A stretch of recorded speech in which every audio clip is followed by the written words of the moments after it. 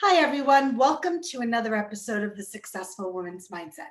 My name is Galit Ventura-Rozen, and I have the honor to interview another fabulous author from our collaborated book, The Successful Woman's Mindset, 21 Journeys to Success. Welcome, Crystal. Thank you for having me. I'm excited to jump in. I'm excited to talk about your topic. I'm so glad you're part of this book, and everyone will understand what I'm talking about once we talk about your chapter title. But for right now, I want to share that Crystal White is owner of the company Mindset Transformation Academy, and she is a mindset transformation strategist. So here we go. The first question I love to ask all the authors is, what is the phrase "the successful woman's mindset" mean to you? Wow. Well, thank you again, Galit, for having me. I'm so excited to be here and talk about my chapter in the book. So for me, I think you first must understand what success means to you, because success means something different for everybody. So it's not always about money or fame, position, or material things. So, success to me is it's all about your mindset and happiness and finding your passion and your purpose. Your mindset doesn't actually affect how it affects how you see the world. So it shapes your responses and your actions. Even we don't realize it, sometimes we're in a fixed mindset and we don't realize that we are. So I think to be successful, developing the right mindset is really crucial to everything that we do. So for me, it starts with imagining possibilities instead of focusing on those roadblocks. And once you are able to adjust and imagine possibilities and set the right mindset to obtain those goals, that's success to me. Oh, we got to talk about this. Possibilities instead of focusing on the roadblocks. What a great visual for someone like me that's so visual. So, of course, the second I see roadblocks, I'm in my car and I can't go left. I can't go left, so I better go right. Wait, do I go straight? And it's stopping me, but I've got to still get where I want to go. And so I love that you said that. And then the second part of that, which is so important, is having that mindset to success. So let's talk a little bit about that for a little bit. If somebody said to you, Crystal, I understand that I need to be focusing on the way that I want to get there, how I want to get there, where I want to go, but these challenges keep showing up. What are they doing? Are they trying to tell me to stop? Should I just stop trying? What would you say? I would say those challenges are not roadblocks. Those challenges are learning. It's a growing opportunity for you to overcome those challenges. So that's when you have to think outside the box, right? You have to think about all the ways that you can overcome those challenges. What are the tools and resources available for you, rather than having a limited mindset saying, oh, this is too hard, or this challenge is in my way and I can't do it. I think that having a successful mindset is believing in your capacity to achieve greatness. So you have to believe that you can do it no matter what the roadblocks are. So it takes you from having a limited belief to an empowering belief. I love that, the capacity. And don't you believe that, and I know you already know this, but I want everyone to listen, that even with your limited capacity today, whatever you might know today, don't you believe that that can grow and be developed? Of course, of course. I mean, it goes back to that mindset. It's having that growth mindset rather than a fixed mindset where you want to stay where you are. But it all starts there with that mindset. You have to believe. If you don't believe in your abilities and your capabilities, if you don't believe that there's opportunity or that you have that drive, that greatness inside of you, you'll stay stuck. So I think that, we can achieve just about anything we want to achieve, but it starts with that right mindset. Oh, yes. And I don't think we give it enough attention. I don't think we spend enough time developing it, working on it, growing it. And that's the challenge because we get comfortable. So I want to jump in because your chapter, in my opinion, even though it's a specific age group, I think anybody can learn from this. But I love that you set up this chapter because we really were able to, in this book, cover all stages of our life. So let's jump in real quick. Crystal's chapter title is The Third Act of Life, Reinventing yourself. I think it's actually reinventing after 60, right? Did I say it right? You said it right. But, you know, after I wrote that chapter and I was thinking and I started talking to other women, you know, you're absolutely right that it applies to all Oh, it women. really But I does. think especially the third act is talking about women in their 60s, but 50s too, you know, and the world has changed and life expectancy has changed. And it's like we've added on another 30 or 35 years to our life, right? So Yeah. when I say 60s, you know, we have another possibly 20, 30 years to go. And if you're 50, you might have, you know, 30, 40 more years to go. Yeah. I love, first of all, anybody listening or watching, you can still learn from this chapter, even if you're not in this age group. But Crystal specifically wanted to speak about this because there's such a need for this and for women that are waking up going, wait, I'm still so young. Age is just a number. And I feel like life is just getting started for me in such a neat way. So definitely read the chapter, but let's talk a little bit more about reinventing life after 60 and what you're really trying to accomplish in this chapter and why you wanted to write it. Well, you know, just as I was reaching my 60s and I had just moved here to Las Vegas, I experienced a dramatic life change, all within like 3 to 4 months of each other, right? So first, you know, when I moved here, I was working from home, and it was okay with the corp company that I was working for.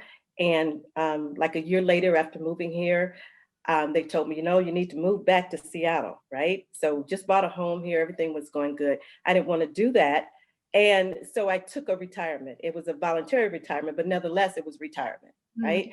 And I found in the job market that at my age, you know, even though I had the skills, the abilities, and all that, saying you're retired, and even at the age of 60, it's not as easy as it was in your 30s and 40s to find work. So Yeah. I decided, well, I'll just enjoy retirement and do my own thing, which was great. But then I experienced some health issues. And then I was knocked out by a divorce, same time, going through a divorce, health issues, and some financial setbacks, and the retirement, all within, like I said, 3 to 4 months ago. And that took a toll out of me. It really did. And I had to step back and think about my life and where I was as I was approaching 60. Was I happy? And as I did some self reflection and just going back and reviewing my life, I realized that I was not happy, hadn't been happy for decades. And I was simply going through the motions of what I thought life, the job, you know, your spouse, your children, what was required of you. You were just doing those things, but I was not living in my passion. I wasn't doing the things that made me passionate. So, other words, I wasn't thriving. Yeah. And then I thought at age 60, well, it's too late to start over. What do you do at 60, you know, as starting over?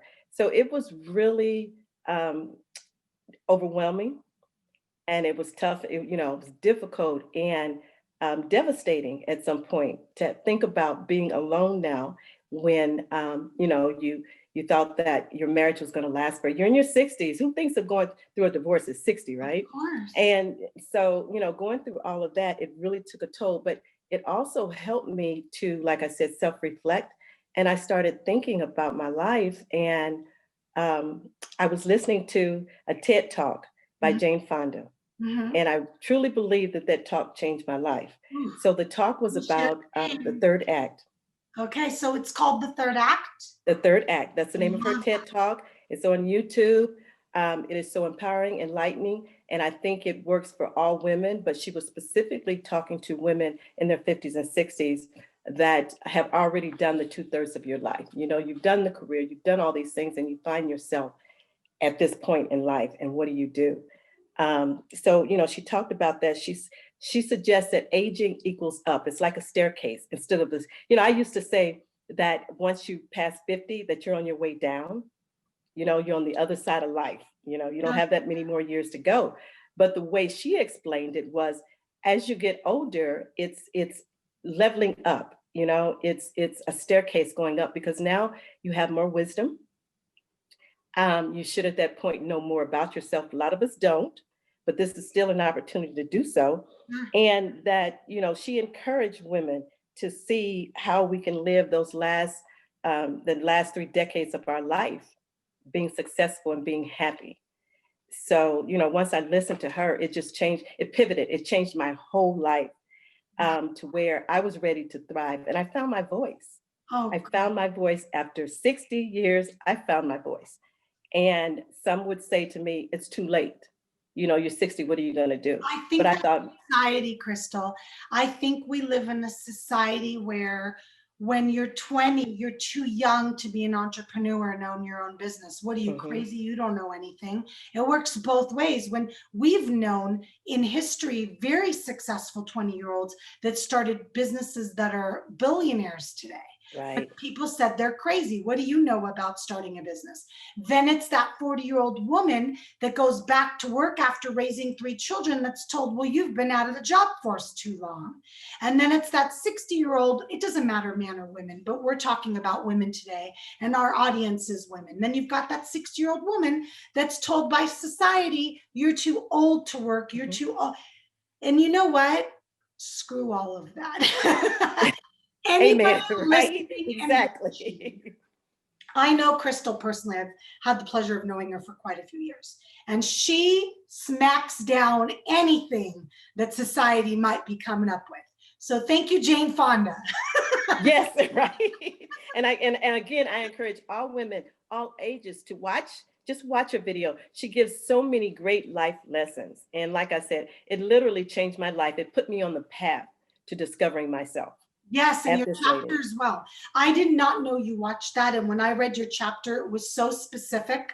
And when I read it, obviously I'm not 60, I found such great golden nuggets in it that I think reinventing yourself is the key point in this chapter.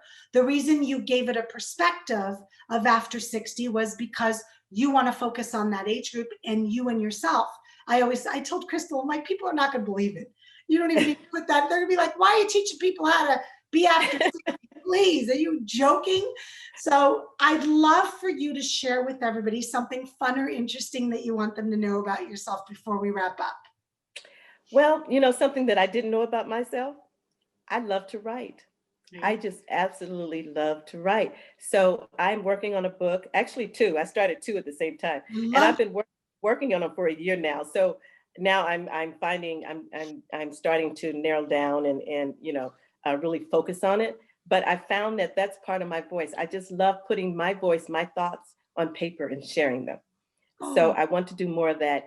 And I have another fact. I have 7 grandchildren. Yes. And a lot of people don't believe that, but I have 7 grandchildren, and 5 of them are girls. And a lot of what I do is for them. It's for them. That's my legacy. Those young girls, I want them to grow up to be strong, confident, vibrant, thriving women. And so mostly everything that I do, I mean, of course, I care about all women, but I care about people. But a lot of it that I do is for their legacy. So my 7 grandchildren in writing right now, those 2 of my passions. Oh, I love that. There's nothing more beautiful than that. And yes, everything we're doing in this book is specifically related to women, but I can't tell you how many men I've had buy my mindset books for their daughters, for their wives, for their grandchildren. So if any men are watching and have found interest in this book, I'm going to tell you every woman should have this book because we've got 21 chapters, including myself. I'm an author as well in the book. 21 authors, 21 chapters, 21 different journeys, 21 lessons that can be taught. So you don't want to miss out. But thank you, Crystal, for sharing that. You're what welcome. I want to talk with is, please let everybody know how they can get a hold of you and learn more about working with you. Well, right now, like I said, I'm launching my coaching business, which will be launched probably the end of January, and you'll find it online, Mindset Transformation Academy. But in the meantime, I'm on LinkedIn, I'm on Facebook, other social media avenues. Just reach out to me, and if you want more information or want to know about the launch or anything, just send me a text, reach out, and I will respond. And your launch will coincide with the launch of the podcast and the TV show, which is perfect. So everything will be up and running and ready. And Crystal's been doing this for years. This is just another avenue for her to share with her clients. So this launch of the new business is what's happening. But this woman's been doing this for, I'm not going to share how many years, but you already shared her age. That's okay. I can share it. I know what you did in the Right. world. I know how many people you've managed. I know how many people you've worked with. So you're just now deciding to wrap it all up into a bow and say, look, guys, this is what I'm going to focus on. But you've been doing this for many, many years. I have. I appreciate you. I appreciate you being part of this book. I'm excited for everyone to read your chapter, the third act, Reinventing Life After 60. And anybody that's watching or listening, you can learn more about the book and purchase it at thesuccessfulwomensmindset.com, as well as on Amazon and any online book retailer. My name is Galit Ventura-Rozen. Thank you so much for listening and watching another episode of The Successful Woman's Mindset. See you next time. Thank you, Galit.